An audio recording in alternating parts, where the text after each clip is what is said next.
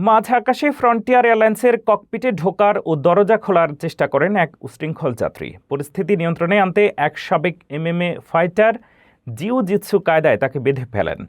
ঘটনার জেরে বিমানটি মিয়ামিতে জরুরি অবতরণ করে এবং পুলিশ তাকে গ্রেফতার করে। এ বিষয়ে বিস্তারিত আরও জানুন রিপোর্টে।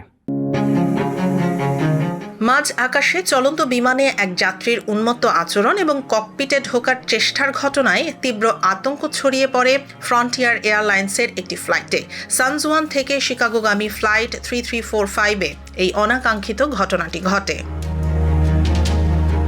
উড্ডয়নের কিছু সময় পর আচমকা এক দাড়িওয়ালা যাত্রী বিমানের জরুরি বহির্গমন দরজা খোলার চেষ্টা করেন এবং চিৎকার করে বলতে থাকেন তিনি বিমান থেকে নেমে যাবেন। কেবিন ক্রুদের অনুরোধ উপেক্ষা করে তিনি বিমানের সামনের দিকে ছুটে যান এবং পাইলটের কেবিনে জোরপূর্বক প্রবেশের চেষ্টা চালান। পরিস্থিতি আরও ভয়াবহ রূপ নেয় যখন তিনি এক অফ ডিউটি ফ্লাইট অ্যাটেন্ডেন্টকে শ্বাসরোধ করে হত্যার চেষ্টা করেন।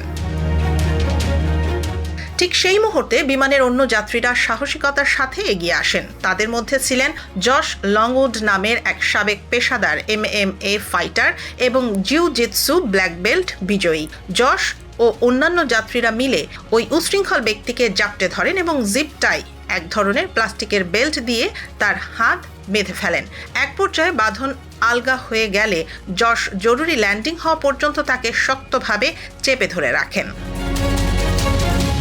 এই চরম উত্তেজনাকর পরিস্থিতির কারণে বিমানটিকে জরুরি ভিত্তিতে মিয়ামি আন্তর্জাতিক বিমানবন্দরে অবতরণ করানো হয়। সেখানে পুলিশ বিমানে উঠে ওই যাত্রীকে গ্রেফতার করে এবং তার বিরুদ্ধে থানায় মামলা করা হয়। এই রোমহর্ষক ঘটনার পর বিমানটি নিরাপদে শিকাগোর উদ্দেশ্যে রওনা দেয়। মাঝ আকাশে সাধারণ যাত্রীদের এমন তাৎক্ষণিক বীরত্ব বড় ধরনের বিপর্যয় থেকে সবাইকে রক্ষা করেছে।